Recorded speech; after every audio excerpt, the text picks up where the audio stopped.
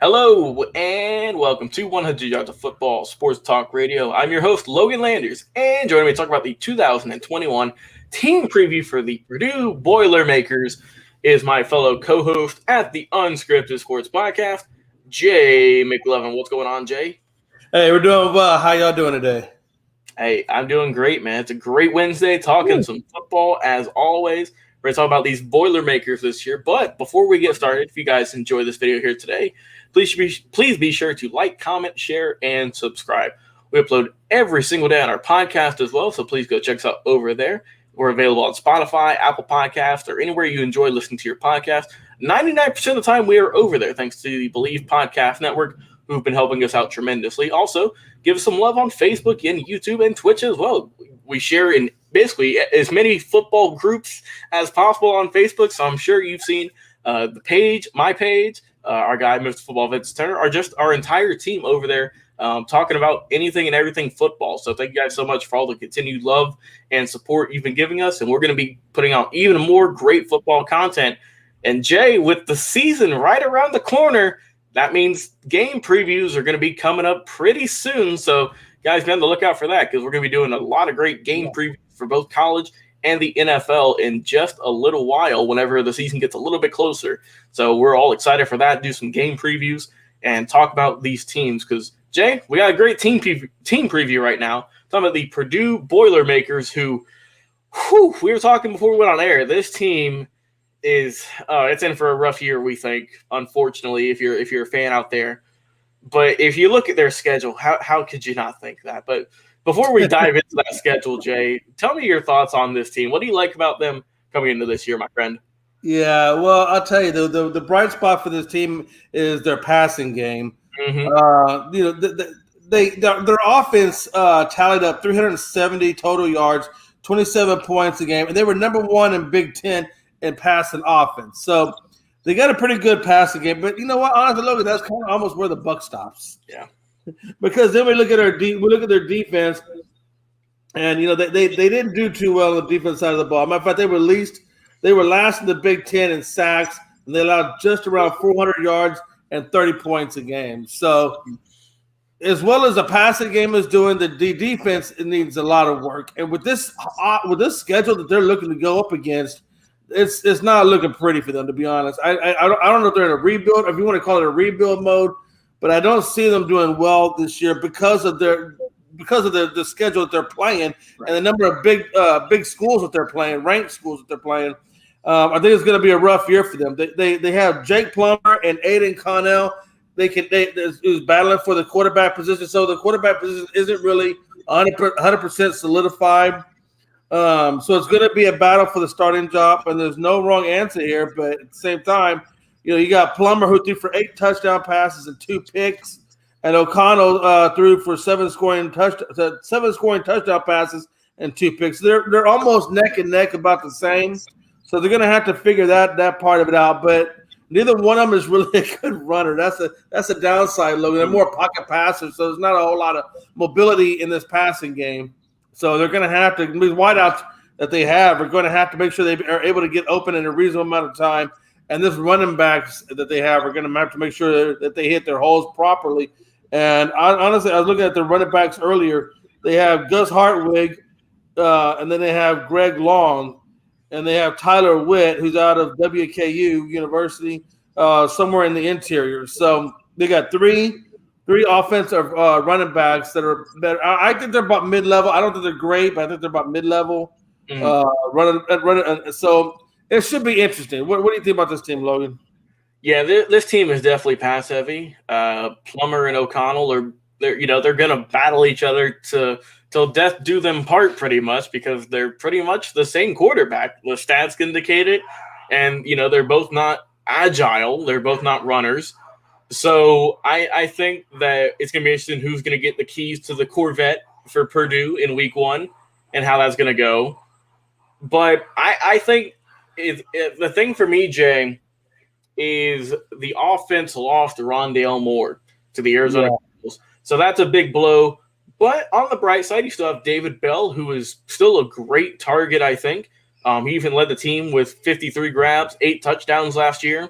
So he proved that I think he's going to take that next step. And with even more games now this season, because we all know how last year was, that he's going to have a good year and climb up those wide receiving charts for next year's draft, I think. Also, you have guys like Milton Wright, Payne Durham, Garrett Miller, and the list goes on and on. So they have, like we mentioned, this team is definitely – offense is the strong part for this team. And the defense definitely needs to get worked on. I mean, that's what we talk about, Jay, for honestly a lot of these teams for the most part, is the offense is there, but the defense is just not up to par yet. And that's, Purdue didn't have the best year last year. They went 2-4.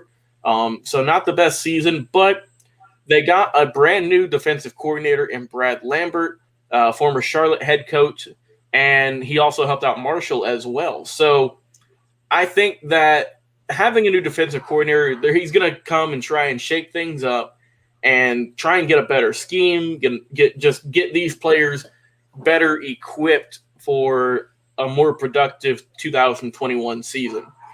It does suck, though, because, like you said, they did lose their leading tackler in Derek Barnes. He's gone from the linebacking core. But at least you still have Jalen Alexander and DeMarcus Mitchell as well, who are coming back. So at least they kind of softened that blow. But let's get into the schedules, Jay, because we hyped it up in the beginning, and it's time to tell the fans who all they're playing this year. And it is a smorgasbord of talent that they're facing. Just off the top of my head here, I'm looking at, I see Ohio State, Michigan State, Wisconsin, Iowa, Illinois, and a big one in the Shillelagh Trophy game, Notre Dame. Yeah. Jay, any thoughts on these teams or any other teams you think could cause this? I think I think you pretty much hit all the ones. I got Oregon State on there as well, but Minnesota's going to give them a little bit of a run. Not an easy schedule, like we talked about. I mean, 3-4 wins maybe. Yeah. But it's going to be a rough year. I think it's going to be because of the strength of their schedule. I think it's going to be a very rough year for the Boilermakers. I like, when I look at the defensive side of the ball, they got defensive end George Kalarfatis. He's a 6'4", 275-pound end. He's got a great motor, quick burst, and he has the size to work just about any scheme. So he's got 4 tackles with 2 sacks in his limited time last year. So I expect him to be more like his 54 tackles, 7.5 sacks, and 17 and a half tackles for loss like he did in his freshman year. So if we get the freshman version of this guy, then he's going to be phenomenal on the defensive side of the ball. Now, when I go to the offensive side of the ball, like I said earlier to you, I think it's going to come down to those quarterbacks and Jake Plummer. So, I do like the play of, like you mentioned earlier, wide receiver Bell. I think Bell is going to be a big guy. He's got great size, great speed, all-star talent in the classroom, as well as on the field. He got 53 passes for 625 yards and 8 scores. So he's got the numbers, he's got the intelligence, he's got the size and speed. So we're gonna have to wait and see how that works out. But yeah, that's how I pretty much see this team right now. Yeah, this team, it's in for a rough year, I think, unfortunately. But you mentioned, man, that schedule is just absolutely insane. It's got to be one of the toughest, probably in the country, to be honest.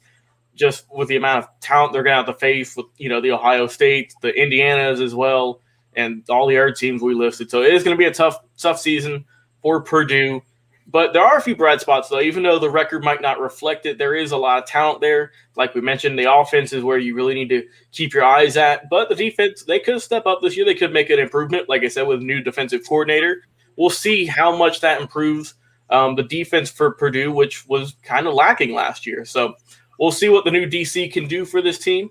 And I think Purdue, just keep on working, keep on building, and give them a few more years here. I think that if you get a good recruiting class in a few seasons, I think they could start moving up the leaderboards and everything. But for now, it's just kind of the dog days of taking your licks, getting some good talent, though, because there are some good guys who have been drafted from Purdue.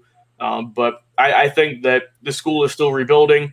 But there are some bright spots, though. So it's not just you're going to be watching them every Saturday just like, man, this team ain't doing nothing. They're going to be an exciting team, The record might not reflect it, like I said, but this team is going to have some eyes on it, no doubt about that. Hey, so if you guys have enjoyed this video here tonight, hey, thank you guys so much for tuning in. Whether you're watching us on Facebook, YouTube, or on Twitch, we appreciate all the love and support you guys have been giving us over the last few weeks, months, and years on this show. Also, if you've not done so already, please go and check out our podcast. We upload daily content, whether you're listening to us on Spotify, Apple, iTunes, iHeartRadio, and now even on your Audible device with Amazon. So we're available on there and pretty much every podcast platform you can think of. And that's thanks to the Belief Podcast Network, who've been helping us out tremendously over the last couple of months. But hey, for my co-host, Jay McLovin, I've been your host, Logan Landers. We've been talking about the 2021 team preview for the Purdue Boilermakers. Guys, have a great weekend, and we'll talk to you next Monday. So be safe, have a good weekend. We'll talk to you later.